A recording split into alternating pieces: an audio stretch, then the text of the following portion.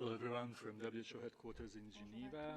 Welcome to COVID-19 press conference.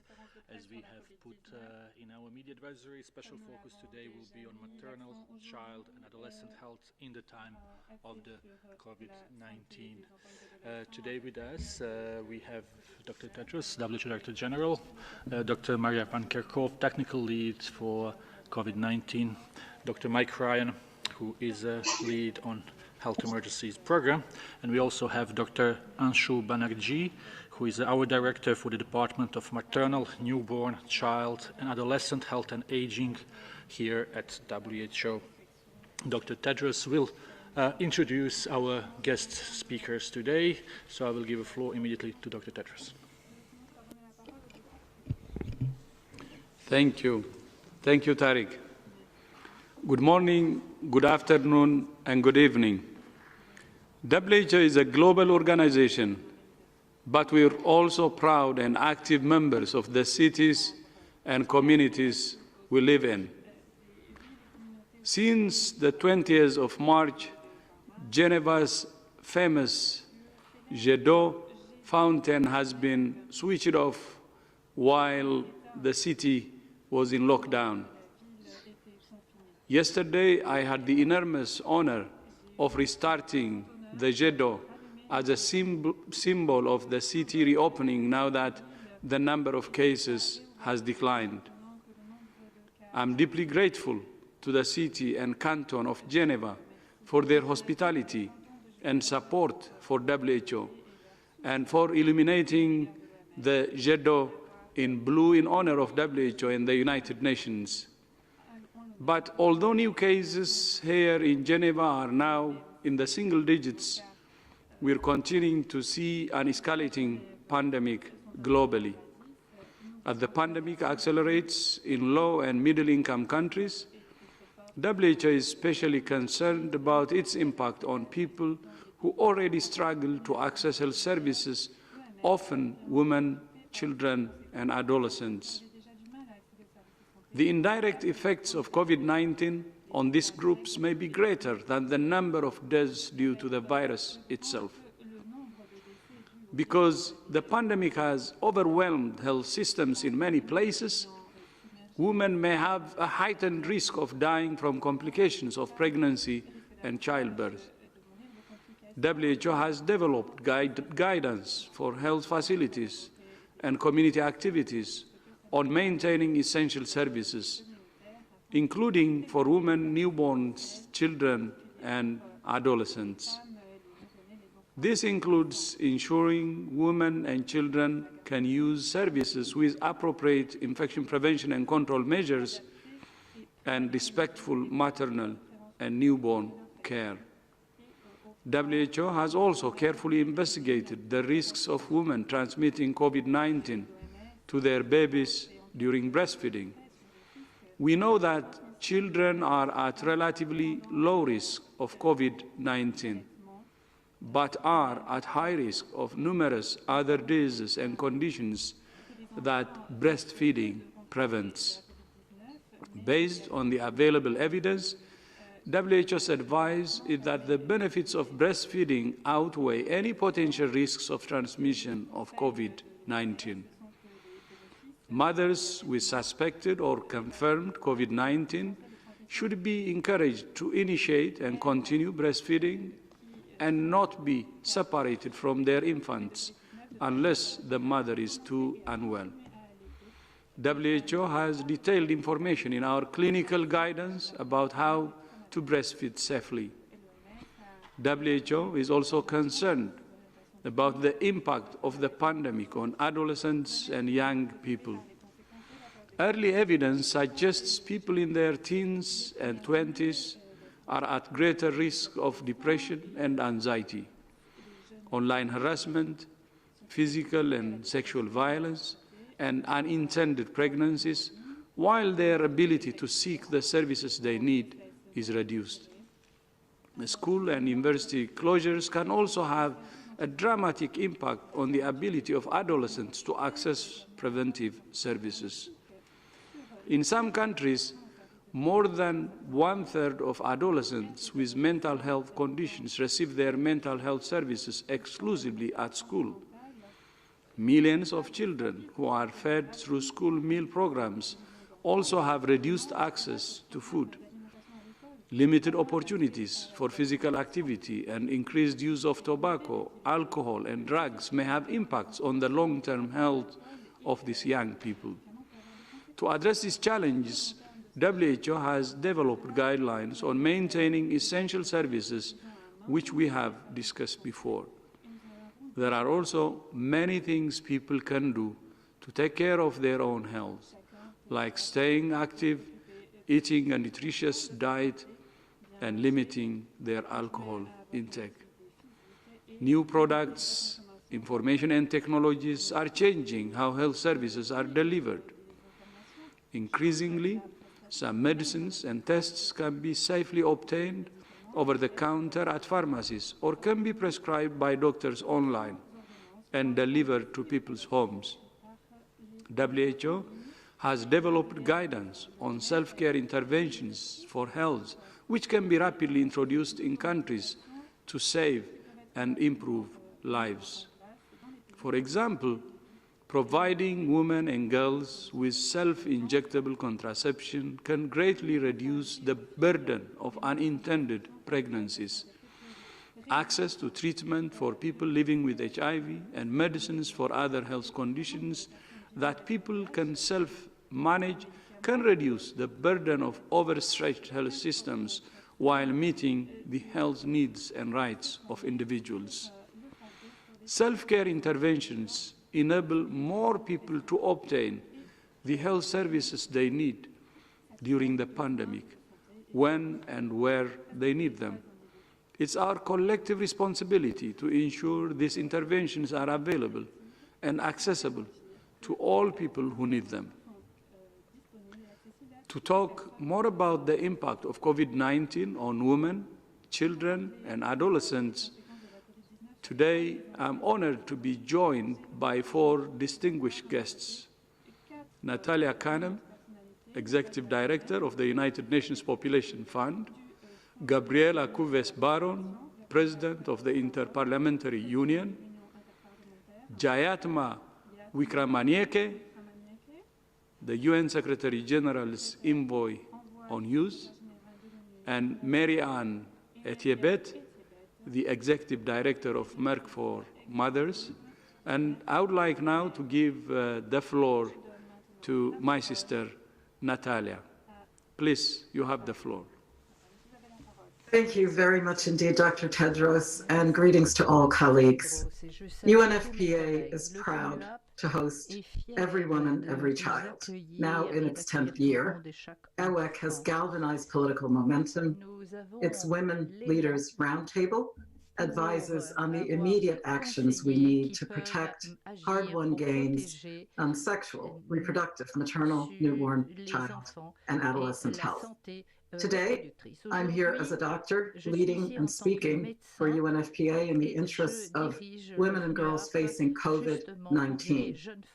It is a very serious situation, and action is a must because the realities and the consequences of inaction have never been so stark wherever maternity and child health services are not functioning or only partially functioning.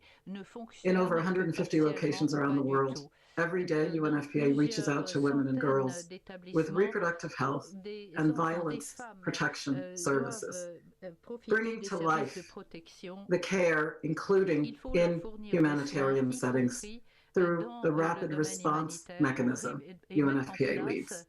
With COVID-19 affecting health systems, many pregnant women are being cut off from reproductive health care. Many thousands could die from preventable complications of pregnancy and childbirth. Women like Zainab, she delivered a daughter at home with absolutely no help. There was no midwife, no doctor. The maternity facility closest to her is closed down. And sadly, Zainab hemorrhaged to death after the birth. We must do better. Pregnancies don't stop for the pandemic. Sexual and reproductive health services are not just nice to have, they are essential. Even before the emergence of COVID-19 for millions of women, timely, high-quality maternal health care was unavailable, it was inaccessible, or it was not affordable. And now, with the pandemic, we're seeing exacerbation of already limited access to care, putting women's health and lives at risk. UNFPA has shown that for every 6 months of curfew, lockdown, disruptions, some 47 million women will lose access to contraception. This would result in an additional 7 million unintended pregnancies during that 6-month period. Progress on children's health by the year 2030 is equally threatened, with an estimated 13 million more child marriages over the next decade and an additional 2 million incidents of female genital mutilation. So what can we do? We can act, and act swiftly. Countries making sexual, reproductive, maternal, adolescent, and newborn health services universally available and declared essential during the pandemic. For UNFPA, the COVID response hinges on services and on data. First, uninterrupted sexual and reproductive health services, so midwives and other health personnel get the personal protective equipment, PPEs that they need. Second, we are helping to keep the supply chain going for on-time delivery of contraceptives, maternity drugs. We're providing dignity kits with menstruation necessities and other reproductive health commodities. And third, and certainly not least, we are joining WHO and others in sounding a red alert to stop gender-based violence and to give timely assistance for women and girls who are now trapped in abusive situations because of COVID. It's truly an emergency, a pandemic within the pandemic. Everybody, men especially, has a special responsibility to stop gender-based violence in its tracks once and for all. So UNFPA, working with the World Health Organization and other partners to maintain supply chain continuity, to leave no one behind, using technology, telemedicine, hotlines, and certainly to provide mental health counseling. UNFPA is gathering disaggregated data to support governments to identify and reach those most in need during the pandemic, including elders and people with disabilities. During this first ever International Year of the Nurse and Midwife, UNFPA salutes the world's midwives.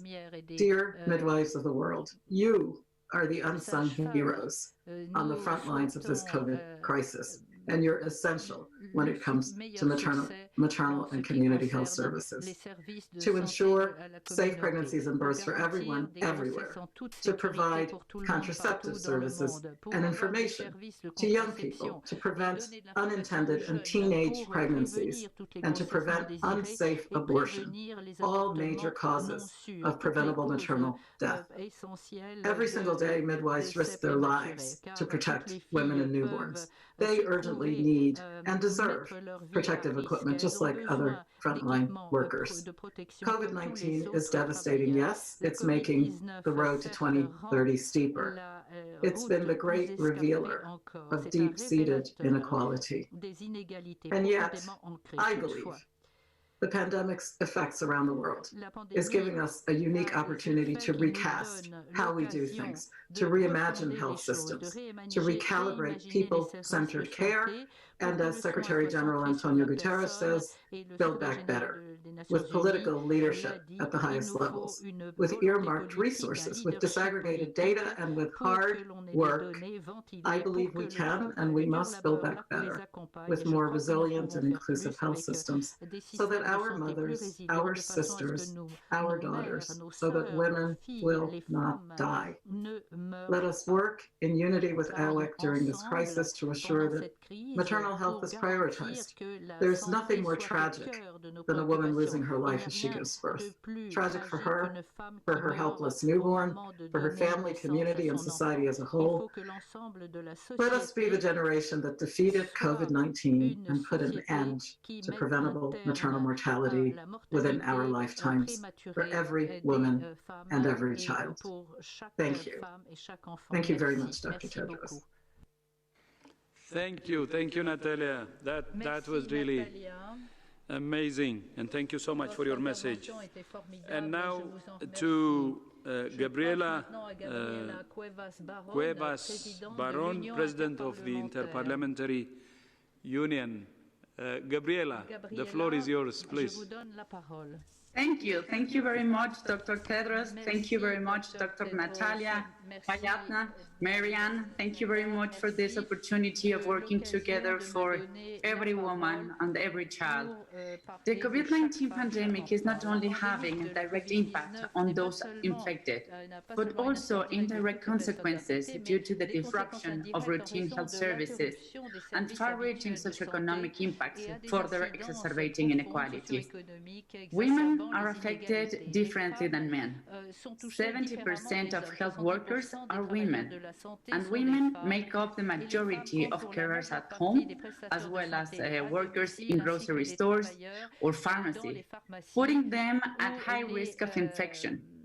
Projections from the United Nations Population Fund, just as Dr. Natalia was mentioning, estimate that disruptions in sexual and reproductive health services could limit access to modern contraceptives for 47 million women and leading to 7 million unintended pregnancies. Also, a very important issue is that violence against women has already reached epidemic proportions in all societies, with 137 women killed every day globally by a member of their own family. The level of domestic violence and sexual exploitation further increases as a result of confined living conditions and economic stress. Children and young people are not put at the center of this pandemic, but they risk becoming the greatest victims. They are severely impacted by socioeconomic measures, with 42 to 66 million children who could fall into extreme poverty as a result of the crisis this year. Financial hardship for families and the closure of schools are expected to increase malnutrition, with long-lasting effects on well-being of children and young people. Young people in particular, the most vulnerable, such as the young migrants, young refugees, young people with HIV also have limited access to information, education, and social support services. To ensure that the pandemic does not disproportionately affect women, children, and adolescents, but also that we take this opportunity to build a better and fairer societies, we need to ensure, first, that measures taken in response to COVID-19 protect and support the most vulnerable. As a parliamentarian and as president of the Inter-parliamentary Union, I know that parliaments have a great responsibility in this regard, and that they must be at the heart of the national and global response to COVID-19. We need to prioritize the continuity of services, including sexual and reproductive health services, immunization, and nutrition programs, ensuring access for all women, children, and adolescents. Also, we need budgetary oversight so that an effective response can be assured. As WHO has been mentioning, find, test, isolate, treat, and trace. It is also important that decision-making processes are inclusive. This means that we need equal representation of women in order for policies and strategies to be effective for those in greatest need. Ensure that health workers have personal protective equipment. Healthcare workers and first responders must be protected. And of course, they must also be protected against stigmatization and attacks. Address care work, paid and unpaid, that is largely performed by women. Apply a gender lens in the design of all measures to address the socioeconomic impact of COVID-19 to ensure greater equality and social protection of women who are more likely to have lower paid and to have less secure jobs. For this pandemic, we must not lose sight of the needs of pregnant women as a vulnerable group. We must care for them and for their babies. The IPU parliamentarians are committed to the implementation of the Universal Health Coverage Initiative. This initiative represents an opportunity to promote a comprehensive and coherent approach to health through health system strengthening. This initiative has its basis on the belief that all persons and all communities should have access to quality essential health services. Governments must ensure the safety and well-being of children. We have here a lot of numbers, but the reality is that we took children as a population that is already safe, and that is not 100% sure answer. We need to come with answers in terms of nutrition, in terms of health, in terms of schooling. It is also about their well-being. And as parliamentarians, our duty is to ensure that these problems are adequately addressed in legislation, as well as provide the means to do so through approval of budgets that can fund efforts into that direction. We know that to ensure a comprehensive approach that goes beyond the immediate short-term response to the pandemic. Yes, it is very much needed. We need an answer and a solution for the pandemic, but also we need a plan. We need measures to address the root causes of gender and social inequalities that must be at the center of efforts by parliaments, governments, and all other actors during and after COVID-19. This includes addressing financial, cultural, and legal barriers to access health, improving nutrition and access to education and information, including on sexual and reproductive health and rights. The time for action is now. We have a collective responsibility to protect and promote the health and rights of all women, children, and adolescents. In the face of this pandemic, we cannot continue business as usual, and we must take this opportunity to finally drive the changes needed to transform our societies for women, children, and adolescents. From the Inter-parliamentary Union, we're fully committed on having parliamentary responses to COVID-19 and to build better societies after this pandemic. Thank you very much for having us and working directly with the parliaments. Muchas gracias, Madam President. Now we proceed to the next speaker, and I have Jayatma Wickramanayake, who is the Secretary General's envoy on youth. You have the floor, Jayatma. Please proceed. Thank you very much, Dr. Tedros. And with time, you have gotten so much better at pronouncing my surname. So congratulations on that. As you said, Dr. Tedros, we are all impacted by the COVID-19 pandemic, regardless of our age. And the health and non-health impacts of the COVID-19 on adolescents and young people are proving to be significant and long-lasting. The pandemic has exacerbated, as we all know, the existing vulnerabilities and inequalities, but we are also witnessing the fact that the impact of COVID-19 are and will continue to be felt most harshly by the adolescents and young people of this generation, already who are starting their lives in difficult or disadvantaged circumstances, like young refugees, young migrants, young LGBTIQ people, young people in detention, young people living with disabilities, young people living with HIV, and young people living in poverty are disproportionately affected. So I'll touch upon what are the impacts of health, particularly the impacts of sexual and reproductive health on adolescents and young people. Research indicates that children and adolescents are just as likely to become infected as any other age group and can spread the disease. Evidence to date suggests that children, adolescents, and young people are less likely to get the severe disease, but severe cases can still happen in these age groups, in particular for those with underlying chronic health conditions. So they should follow the same guidance for physical distancing, hand washing, and maintaining overall good hygienic practices, self-quarantine and self-isolate if there is a risk that they have been exposed or are showing symptoms. And I would like to reiterate the message to all the young people. The COVID-19 response is already putting immense stress on health systems around the world. It's disrupting the delivery of routine health services and information to young people, sharply limiting access to sexual and reproductive health services, disrupting immunization schedules, and cutting off young people's access to health services delivered through schools and universities, which are now shut because of physical distancing measures. So as the pandemic spreads to low-income and lower middle-income countries, which have disproportionately large numbers of young people and comparatively weaker health systems, direct and indirect health impacts on adolescents and young people will likely increase. With the observed disruption of health services, young people who need essential, time-sensitive and life-saving medication and information services may be at risk of not being able to access them.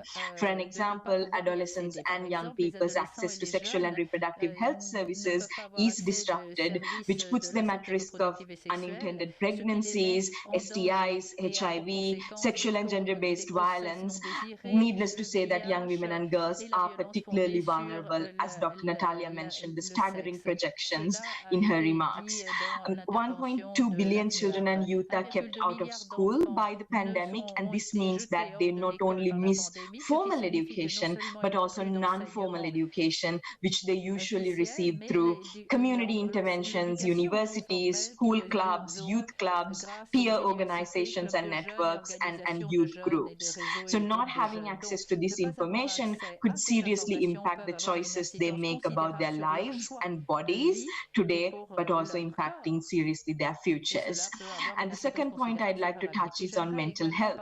So before the COVID-19 emerged, the statistics on mental health conditions for young people were already stark. Around half of all mental health conditions start by age 14, and suicide is the second largest leading cause of death among young people aged 15 to 29.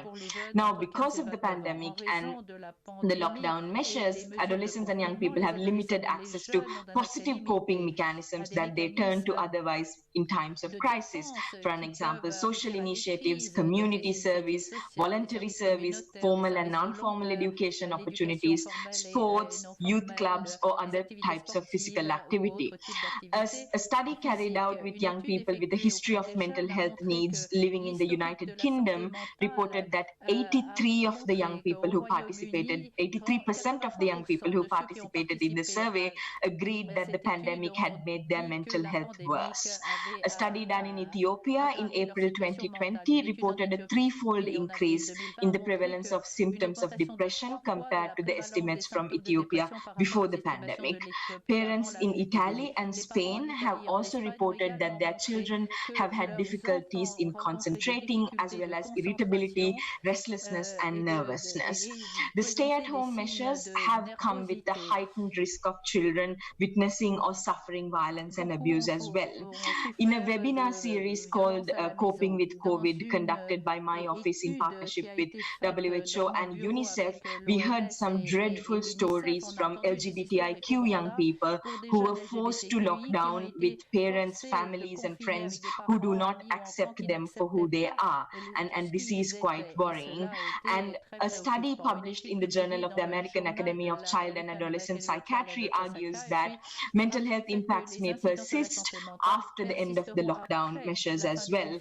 Example, social isolation and loneliness shown to increase the risk of depression and possible anxiety at the time of loneliness was measured and between 0.25 to 9 years later. Therefore, the need for adolescent and youth-sensitive mental health and psychosocial services and counseling will increase and should increase as the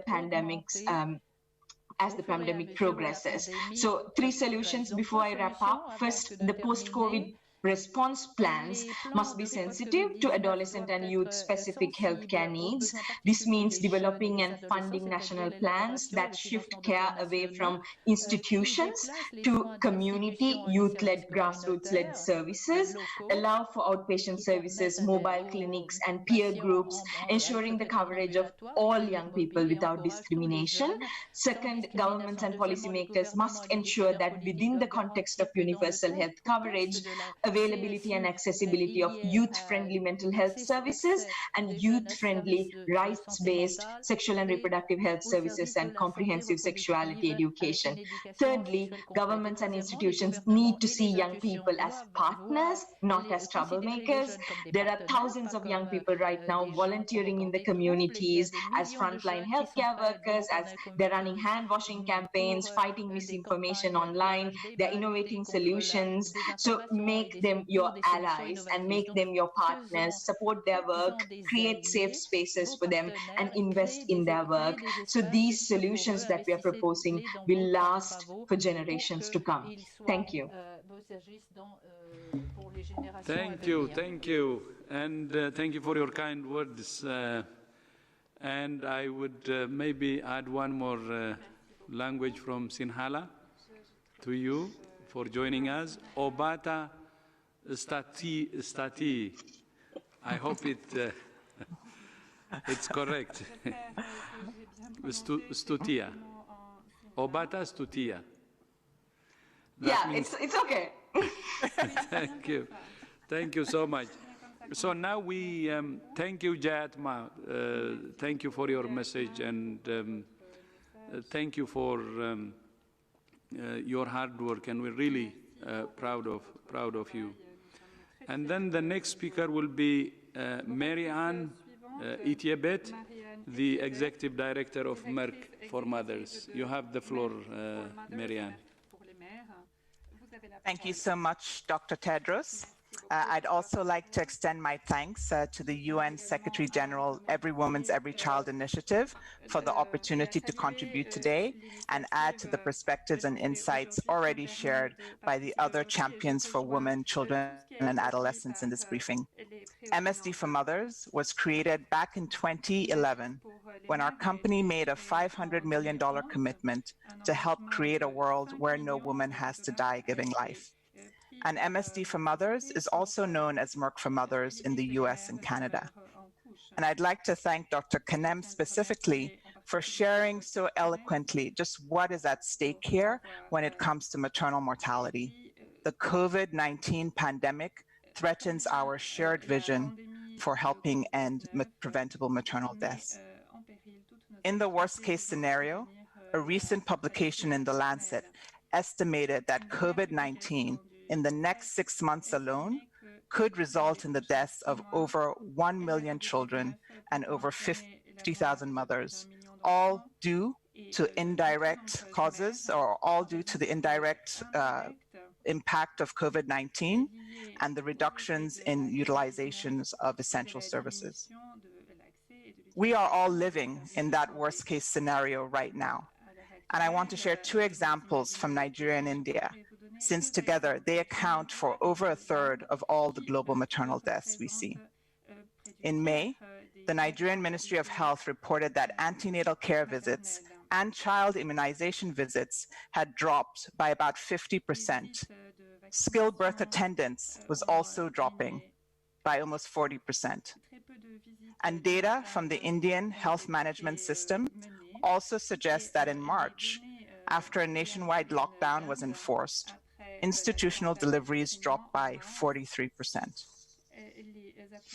We have already learned from the affected West African countries how Ebola wiped out 28 years of progress towards maternal, child, and adolescent health goals. We cannot afford to look back on the next 10 years as a decade of picking up the pieces and rebuilding trust in the ability of health systems to deliver on essential services for women and children.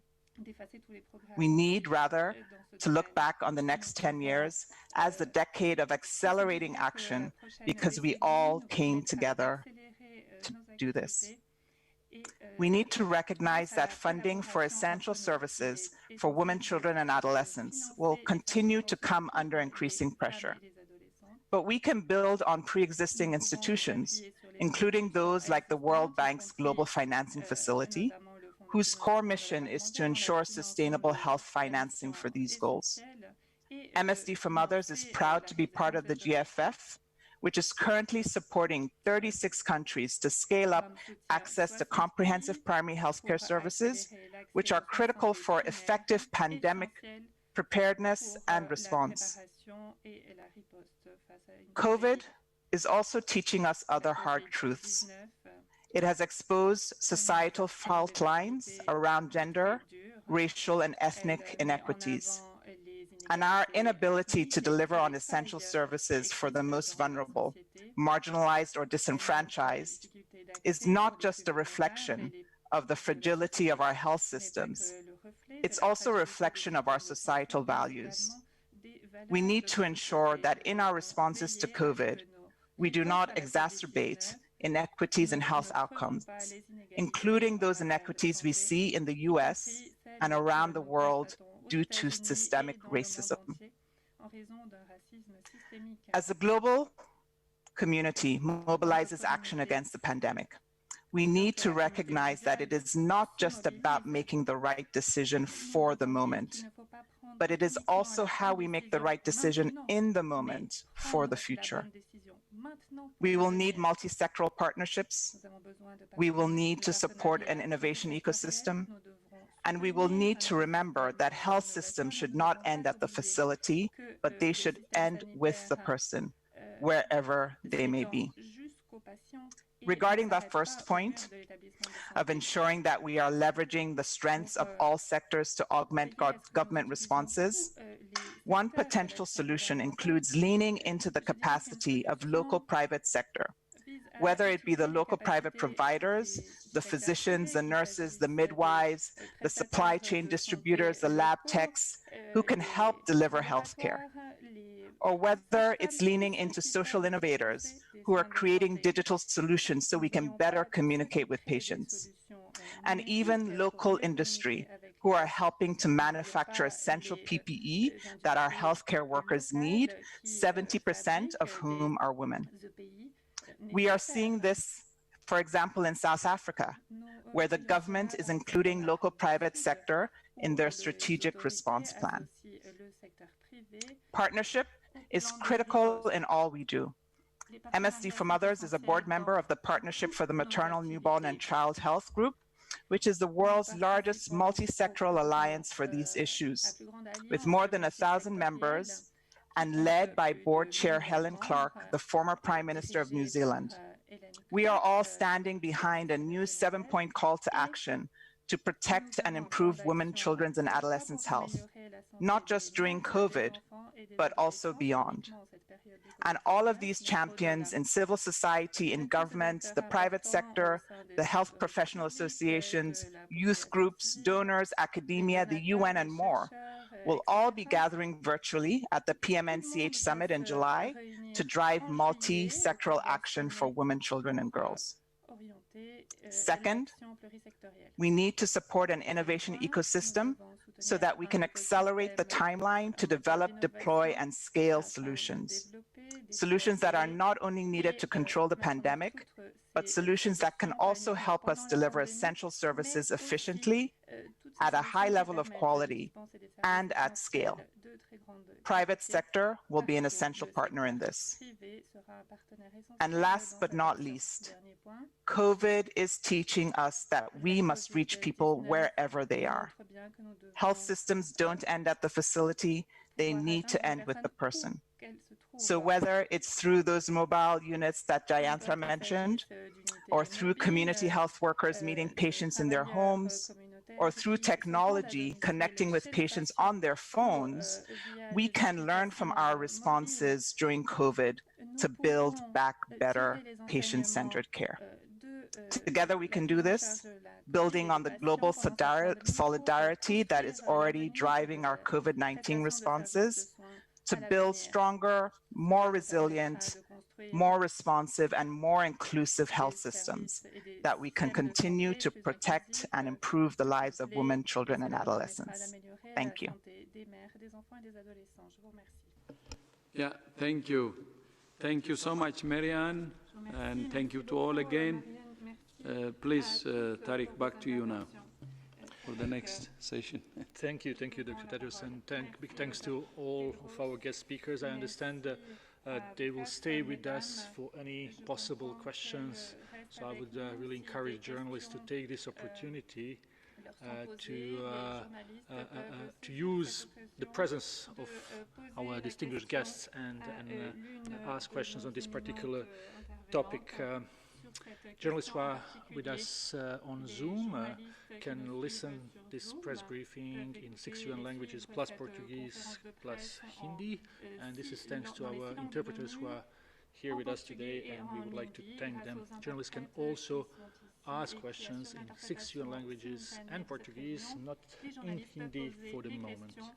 So we will start with the questions. We expect everyone to be short, concise, and have only one question.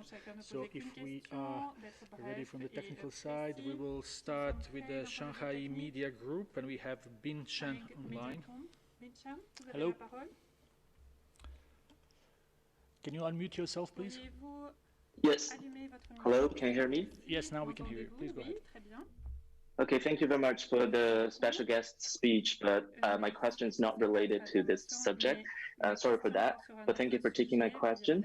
So today, EU announced its plan to invest billions in purchasing vaccines from pharmaceutical companies in advance to secure enough shots for European citizens, while Washington indicated before also that it wants US make vaccines for itself. So my question is, how would WHO formulate guidelines on the allocation of vaccines in the future to ensure fair access to pandemic remedies worldwide, especially for underdeveloped countries? Thank you. Tedros may wish to comment. In fact, Tedros leads a very important global group looking at these issues on a weekly basis, and a very productive video telephone conference with many partners, including the European Union last night. There are a number of initiatives around the world to secure vaccine for either single countries or groups of countries, and we need to work closely with those initiatives. The ACT Accelerator, the Access to COVID Tools Accelerator, and the vaccine component of it led by CEPI, by Gavi and WHO, seeks to not only identify the appropriate vaccine products, but to accelerate their production, ensure that there are adequate stocks, and work across the whole partnership, political, scientific and manufacturing, to ensure that there is fair and equitable access to those. There are many ways to achieve that. Not one, I don't believe one single mechanism right now can do that, because a number of initiatives have already started.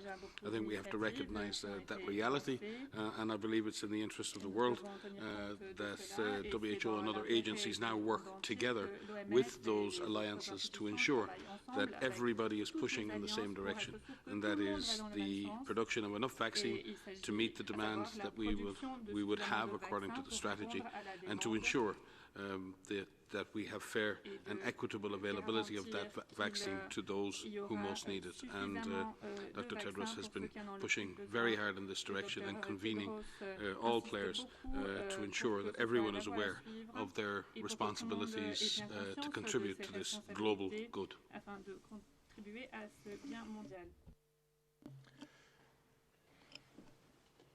Thank you, Mike. This question is very, very important, and I will just add a few things to what Mike had already said. As you know, WHO and its partners have launched an initiative, which is the ACT Accelerator, on April 24. And you also remember that there was a pledging conference by European Commission on May 4, which was very successful and raised around $8 billion US. And we're also working with, as Mike said, with all relevant stakeholders regularly, especially to address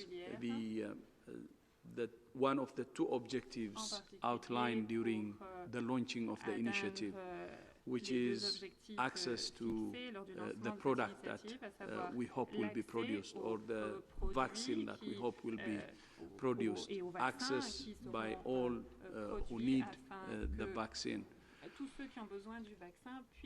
Of course, we have already discussed in that platform of the meeting of the relevant stakeholders a draft allocation framework. But that draft or the allocation criteria cannot be implemented unless there is a global consensus on making any vaccine that will be found or discovered as a public, global public good. And for that to happen, we need political commitment. So a global consensus that's based on political commitment of our leaders will be very important. The good news is many leaders, as you have heard them say it during the launching, during the pledging conference, during the World Health Assembly, many leaders promoted the idea of making any vaccine that would be found as a global public good, but that should really be continued to be promoted, and more leaders should join the boat, and we need to have a truly global political commitment and global consensus before even we have the product. So that's what we're pushing, but of course it's not yet completed, but we hope the world will agree and we'll have a consensus to make a vaccine that will be found a global public good. So this will be the commitment of not only, by the way, the political leaders, but I think it's everybody's business too. And the voice of every citizen globally will be very important to assure access to vaccines and other products by those who need it. Thank you. Next question comes from Spain. We have Pilar from El Mundo online. Pilar, can you hear us? Est-ce que vous nous entendez, Pilar? S'il vous plaît, branchez votre micro. Yes. We can hear you. Please go ahead. Nous vous entendons. Allez-y. Okay. I have two questions. J'ai deux questions à poser. First, I wonder if you are considered making an universal recommendation for the return of the children and kids to school, but measures because the behavior of the transmission in this population is really unknown. There are different points of view. And the other question, it's about if there should be a global unification of data accounting in order to make more comprehensive comparison of the situation between countries, about confirmed case, suspected case, and death. Thank you. Merci. I will repeat the question. So first one is if WHO is considering making a universal recommendation for the return of children to schools. And the second one is should there be a global unification of data in order to make a more comprehensive comparison of situation between countries. Pilar, thank you very much for joining us for the first time. Normally we take only one question. En général, on ne prend qu'une seule question, mais enfin, bon, je vais laisser les intervenants décider.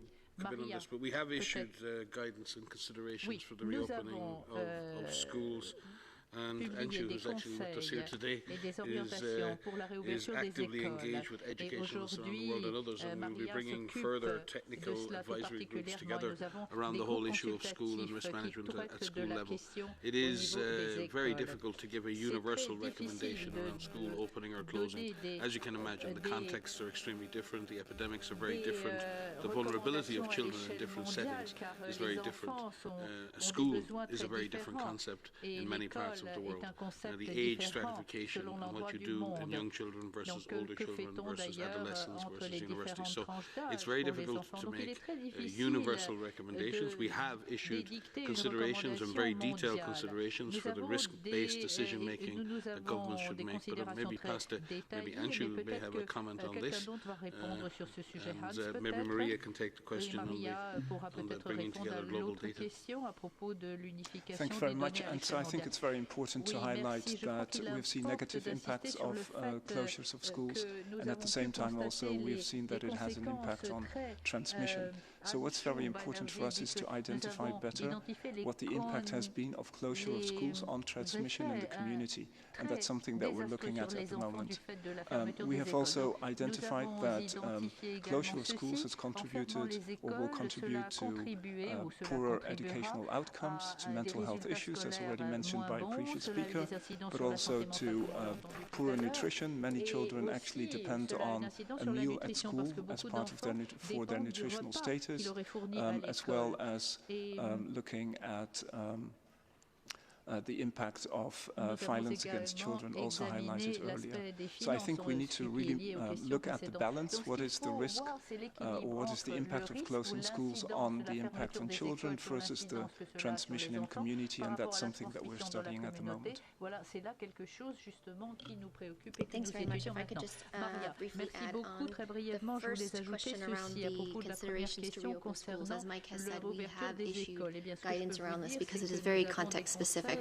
And when taking that decision, there's a number of factors that need to be taken into consideration, including the current epidemiology and transmission, intensity of transmission of COVID-19 in the area where the schools are and where the children live that go to those educational institutions, and also the setting that the school is in, or that institution is in.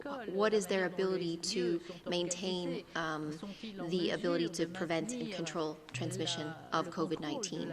And so what we've done is we've tried to outline these considerations to help the decision makers take the decision of when and how to open those, looking into the school policies, the resources, the infrastructure that the school has, the policies not only for the school staff but for the students themselves, looking at the different behavioral aspects or the age considerations. Obviously for younger children there are different considerations for those that are at university or even in a high school level, looking at hygiene and environmental cleaning within the facility itself, looking at the ability of the system, the school system, to be able to screen for cases, detect cases, what is the plan if you do find a case through the school itself, education and communication through the parents and the students themselves, so not only talking to students but listening to students and feeding that back into the plan, and looking at the ability to put in physical distancing and other public health measures that also need to be taken into consideration. So as Mike has said, as Anshu has said, it's very context specific, and so to set one policy is very difficult, and so what we're trying to do is help the decision makers take those decisions to reopen schools safely. With regard to the second question around global data, so indeed we do have systems in place to capture data from countries around COVID-19 cases. We have the mechanism through the IHR where official cases are reported to us through the IHR mechanism. We have issued case definitions, which helps to define who is a suspect case, who should be tested, because as you know, our recommendation is to test suspect cases, and there's definitions for who those suspect cases are. And we have also issued guidance around surveillance systems. How would one find suspect cases, looking specifically at different populations and looking for cases in the community. And so the mechanism by which we capture that information is through IHR, and we have teams that are working to analyze the data that comes in to help us better understand the situation, the transmission situation, and the characteristics of the cases reported. And we'll just ask if any of our speakers would like to add something on this first question on reopening schools? If you, I understand that Natalia would like to add something. Yes, I think the question on data is extremely important. And I just wanted to remind all that the Global Action Plan on SDG 3, which relates to data and digital health as an accelerator of universal health, is something that WHO and UNFPA have been co-leading. And here the cooperation at the country level, where we never take our eye off of 2030 and the Sustainable Development Goals, even with COVID. The cooperation of country governments is extremely important as we strive across the 12 global health organizations, which are signatories, to align and accelerate and account and engage with governments on comprehensive, modern, and functional health information systems really depends on all sectors working together at the national levels. Thank you. Thank you very much, Dr. Kanem. If any of other speakers would like to add, you just let us know. Not at this stage, I understand. So we'll go to the next question. We will go to Agence France Presse and Nina Larson. Nina. Yes, hi. Thank you very much for taking my question. I wanted to ask, Brazil's president, Jair Bolsonaro, yesterday called on people to go into hospitals in the country to shoot video to show that the hospitals aren't overwhelmed. At a time when the numbers are soaring in Brazil, I was wondering if you could say something about your thoughts on leaders making these kinds of suggestions. In the US, you also have the president who's planning on having his rallies this month. So I was just hoping that you could say something on this. Thank you very much. Yes, while the numbers in Brazil have been high and continue to be high, and the number of deaths continues to be high, the health system itself across, and our colleagues in our Americas regional office in PAHO, the Pan American Health Organization, are tracking on a daily basis a number of parameters in Brazil, including the ICU bed occupancy each day across the 27 different administrative areas in Brazil. And while a few have exceeded 80% occupancy, most areas are below that. Some are at a critical stage in terms of above 90%, and it's clear that some areas of Brazil have quite a bit of pressure on the intensive care system. The system as such, from the data we see, is not overwhelmed, but certainly in certain parts of Brazil there's significant pressure on the intensive care unit bed occupancy, and again we commend the brave frontline health workers, doctors, nurses and others who continue to provide that service in so many different facilities across Brazil and across the world. So from that perspective, yes, the situation in Brazil is of concern. All 27 areas are affected.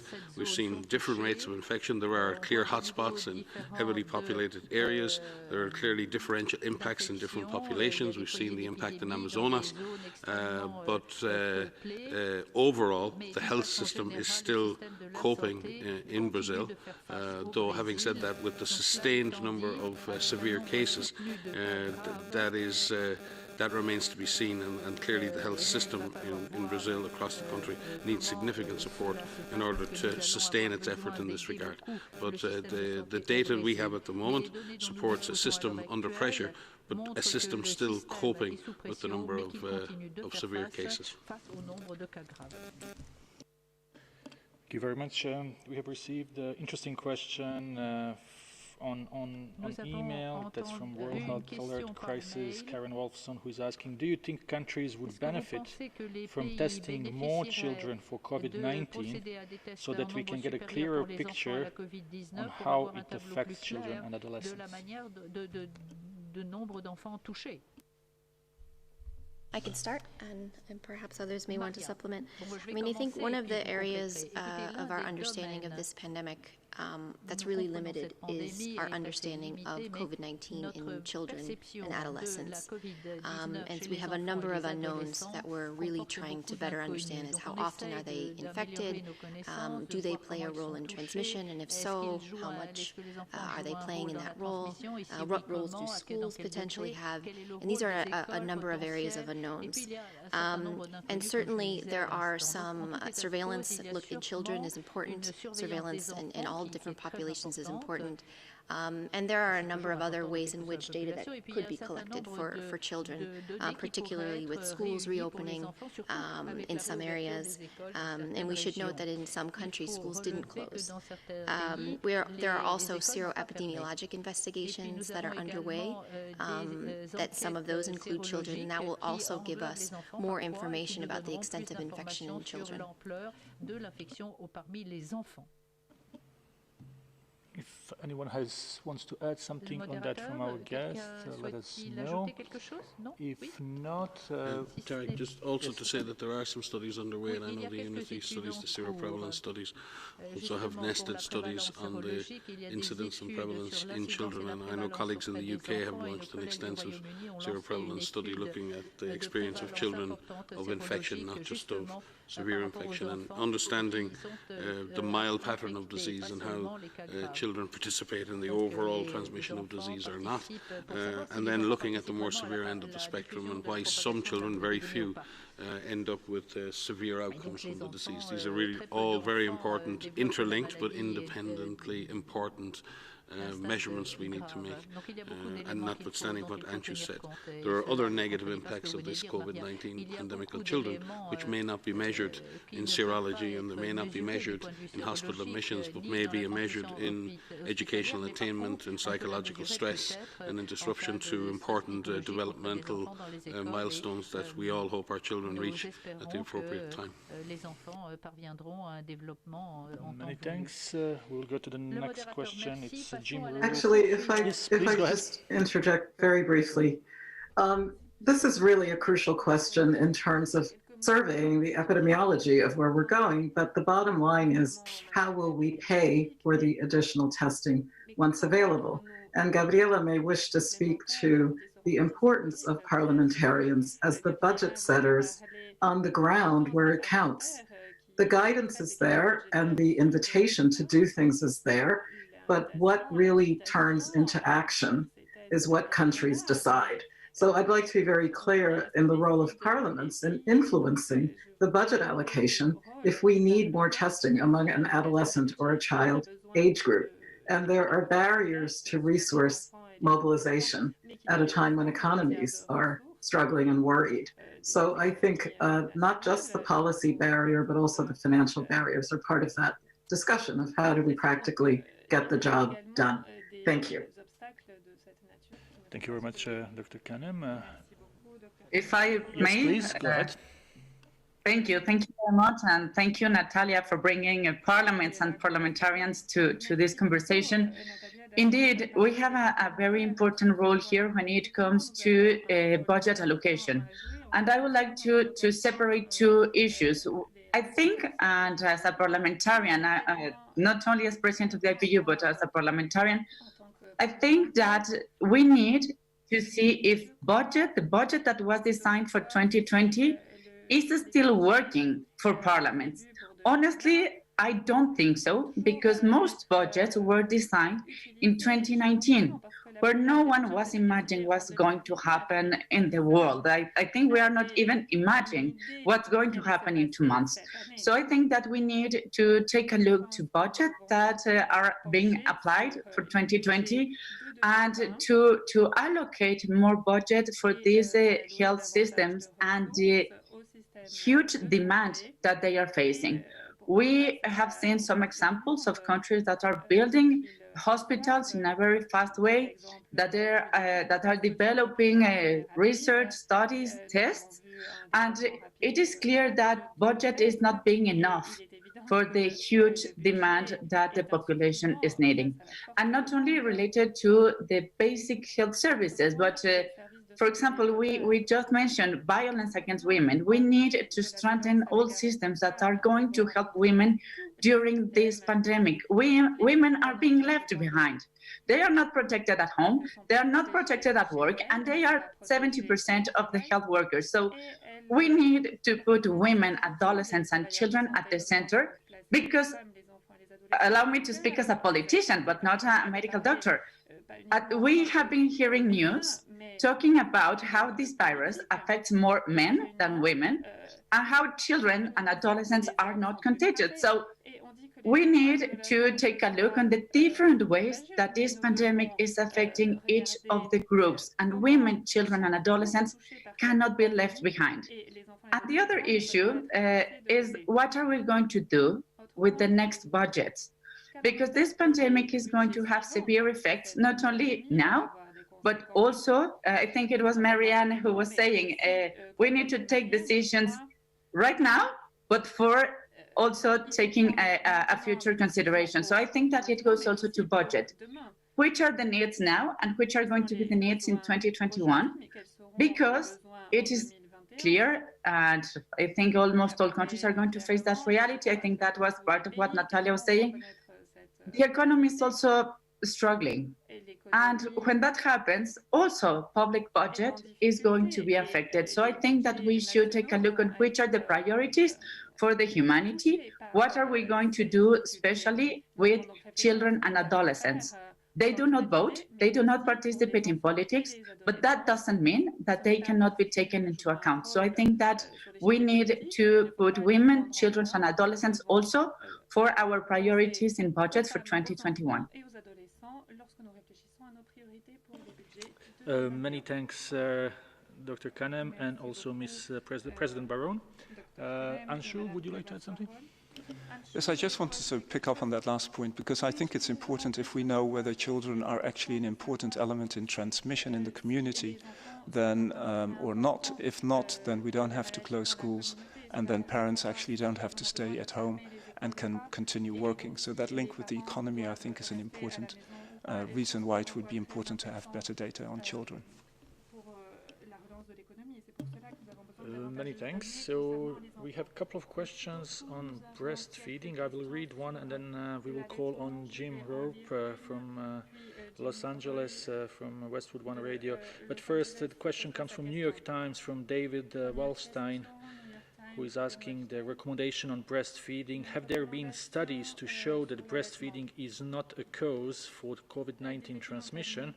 And what are the main diseases that breastfeeding tends to prevent? Jim, you also wanted to ask something about breastfeeding. Please go ahead. Yes, it was pretty much along the same line. Just a little clarification on the guidance on breastfeeding, especially for women who test positive for the virus, please. Thank you, Tara. Thank you very much for that question. So far, we have not been able to detect live virus in breast milk. So several cases have been identified where there have been RNA fragments, so fragments of the virus in breast milk, but we haven't actually identified live virus in breast milk. And so the risk of transmission from mother to child, therefore, so far has not been established. And if I may supplement with the guidance that we have, an updated guidance we've published on the May 27th, where we recommend, and we have been recommending, that women who are suspect or confirmed continue to breastfeed. They're encouraged to initiate and continue breastfeeding, and within the guidance outline ways to do that safely. And just again, in terms of breastfeeding has a lot of benefits beyond direct nutritional ones. It certainly has been associated with preventing a whole range of different diseases, including acute infections such as diarrhea, pneumonia, and various range of infections, Haemophilus influenza and other things in children. And I know Anshu could speak for hours around the long-term health benefits of breastfeeding in terms of other chronic conditions of later life. So there is absolutely no question that breastfeeding provides the best possible nutrition for a child at any given moment, but also has direct beneficial effects in protecting children from infectious diseases. Anyone from our guest speakers would like to add something? No. Okay, so I will read one question that came from Peter Schelling, who works with the European news agency ENA. What's WHO recommendation on the vitamin A supplementation for preschool-aged children in the context of COVID-19?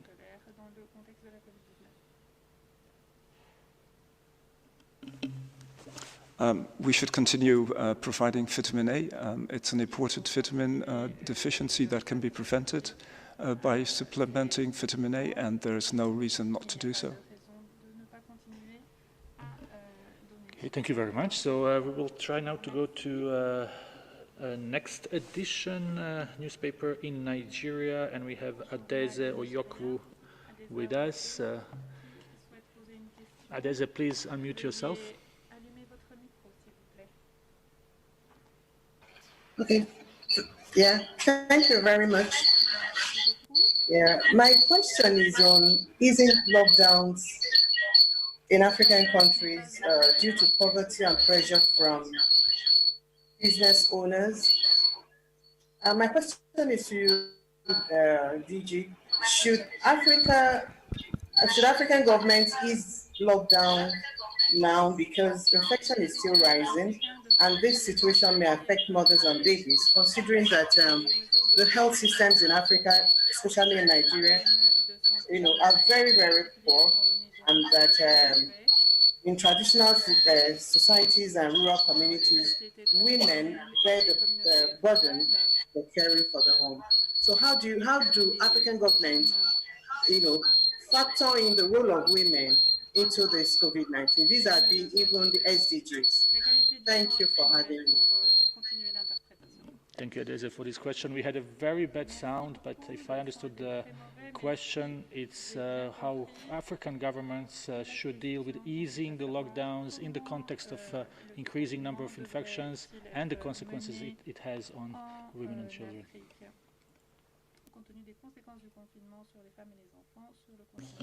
So thank you for this very important question of, balancing the need to suppress and control the virus while trying to lift some of these lockdown measures and resume economic and activity, especially for mothers and children and for all. So we have outlined different ways in which we can support governments in taking decisions on when and how to lift these public health and social measures, or these so-called lockdown measures. And primary to this is to really understand the transmission. Is the outbreak in that area, that we're talking about, controlled? Do we have a system in place? Is there the public health infrastructure in place to be able to detect cases and test for cases, care for those cases, find contacts, quarantine those contacts, and making sure that not only the public health infrastructure is in place, but the health infrastructure is there as well, to care for those who need care for COVID-19, as well as other medical conditions, including those for women and children and adolescents.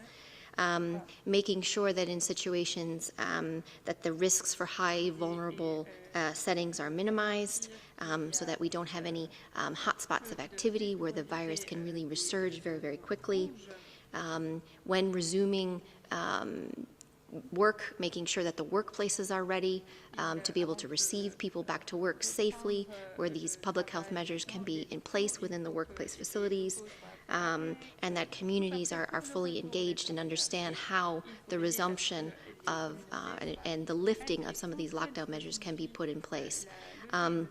Balancing that with trying to get people back to work, but ensure that the virus does not have an opportunity to resurge. We are learning from a number of countries who are trying to do this. They're doing it in a very slow way. They're doing it in a controlled and a deliberate way. Where maybe the resumption is not happening all at once in a country, but it's happening in different parts of a country, perhaps where the virus is actually controlled. And we are looking to do more in-depth work with countries to better understand how they've done this. Not only how these measures were put in place, but how they were lifted and how they are done safely. Thank you very much, Dr. Van Kerkhove. Our guest speakers, if there is anything you would like to add, just please proceed right now. If not, we will go to next question, and next question comes from India, and we have India TV, and we have Nidhi Taneya with us. Please unmute yourself.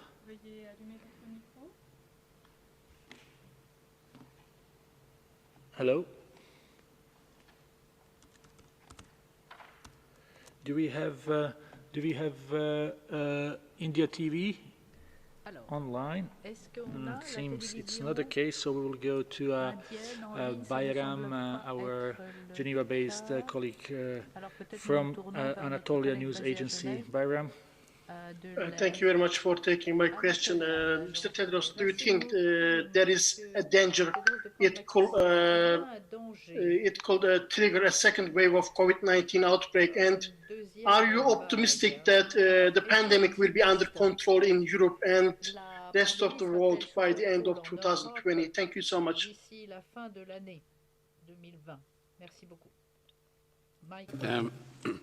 I think, well, first and foremost, most of the world right now is still very much in the throes of the first wave of this pandemic. Some countries in Europe, in Southeast Asia, North America, have been through the peak of a wave of infection and are slowly, carefully making their way out of that situation. Some had to entirely shut down their societies and economies to achieve that. Some have managed to avoid that.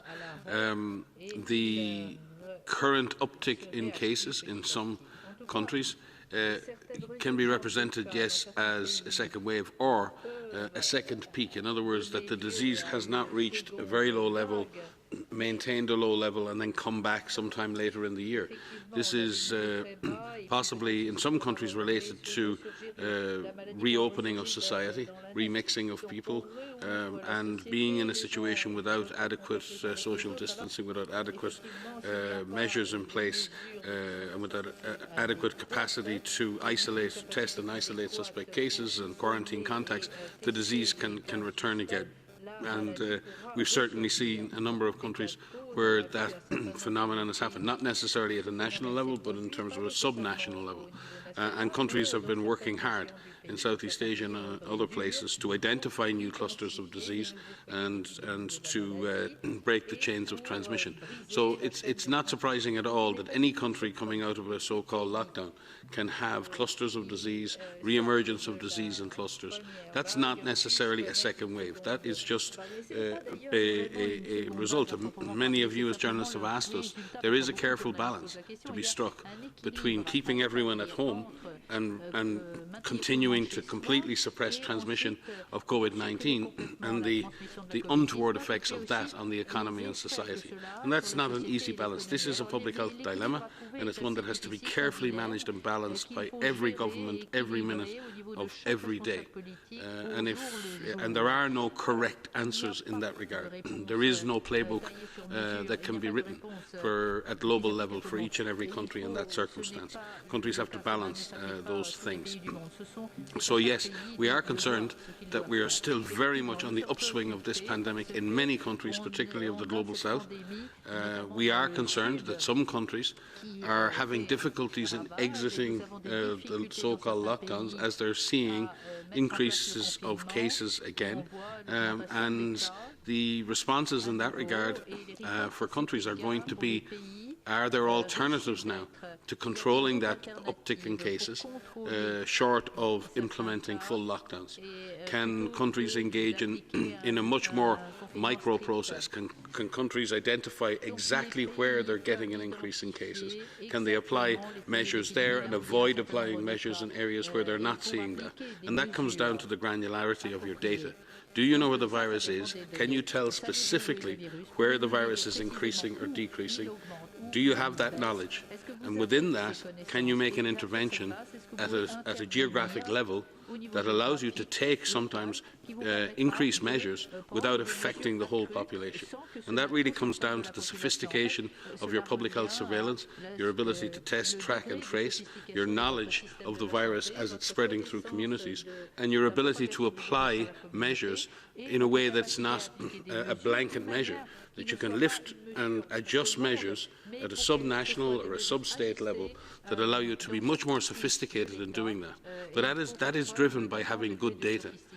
And without good data, it's almost impossible to take that approach. So, as we've said previously, a comprehensive approach, strong public health surveillance, know where the virus is. If you see a rise in virus in a given area, strong cluster investigation, understand the risks, try and break those chains of transmission. And in a sense, we've said this, there must be an alternative to lockdown, because in the absence of lockdown, the virus will tend to spread again. So the question is, what have you got to replace lockdown with? And what we have now, in the absence of a vaccine, is good public health surveillance, a strong relationship with communities, so they know how to protect themselves and they're empowered to protect themselves. They're given the resources, the education and the materials to be able to do that, and that we, in the health sector, support them by putting in place the necessary surveillance, and we apply measures in as much as possible, the minimum measures to control the disease at the lowest possible level geographically. It's very easy for me to sit here and say that. That is difficult to achieve in any circumstance, but it is the only way to sustain the next number of months while we wait for other interventions. And again, we have to say that we really hope we have an effective vaccine in time, but there are no guarantees. So I've said it here previously, we have to learn to live with this virus. We have to find a balance of controlling this virus against the damage economically and socially of controlling this virus. This is a difficult dilemma, but we must find that balance, and each society must find that balance, which is in accordance with its values and what citizens in that country wish to achieve as a collective, and that's not always so easy to achieve. Yeah, thank you, Mike. And there is another dimension I would like to bring to this question. We're truly concerned, actually, because the world is divided.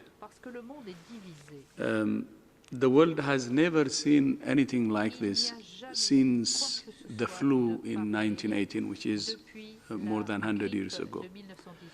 This is a very dangerous virus, and it's very hard to fight this kind of virus in a divided world. That's what we should understand. And that's why, from day one, we have been calling for national unity and global solidarity. And we need these two in order to have a better outcome, like you said, by the end of 2020 or any time soon, can happen with unity and solidarity. But it will be difficult in a divided world. So that's why, again and again, we call for national unity and global solidarity. Thank you. Thank you very much, Dr. Tedros. We will take last question for this session of questions and answers before Dr. Tedros makes another announcement. Do we have Gabriela Sotomayor from Proceso Mexican outlet with us? Gabriela? Sí. Hola. Hola. ¿Qué tal? Muchas gracias. Voy a hacer mi pregunta en español. La hago sobre México. Doctor Tedros, está hablando usted de unidad y está hablando de solidaridad, y eso es muy importante. Y en el país, en México, sucede esto, que por una parte la persona que está al cargo de la pandemia habla de que está la epidemia en el pico. Por otro lado, no cree en hacer testing, dice que no tiene caso cuando ya es así el número de casos.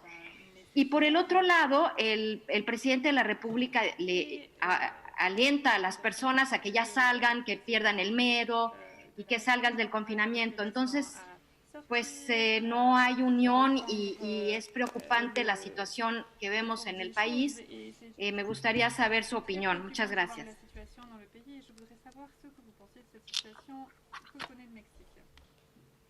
So I don't have this particular information which you said, but I will answer the question in a general terms. And of course, repeating what I said earlier. At the national level, we have been saying it many times that there should be a national unity and that countries should unite in their borders across party lines, across phases, across ideologies, or whatever differences we have. This virus exploits the cracks between us. This virus exploits the division between us. It's only when we're united that we can defeat it. Some months ago, I had a phone call with the Prime Minister of Finland, and she was telling me about their model, which is exactly what I said. They have a committee of the ruling and the opposition party, and they work together in identifying the problems, proposing solutions, and working together to respond to the pandemic. That's the sort of national unity across all the differences which I have said is important. And when there is national unity, that leads to a genuine global solidarity too. When there is no national unity, it affects the global solidarity. And that's why we're calling for both, as a package, national unity and global solidarity. You can go back to history also. When the world unites together to fight a common disease or a common virus or other health problems, it succeeded. When it united across ideologies or other differences it had. So we should learn from history. That's what we're saying. And this is a very dangerous virus and something that is causing serious damages to lives and livelihoods. And this has to stop. You know, the different measures that countries have taken to control the virus have turned the lives of many citizens upside down. Normally we see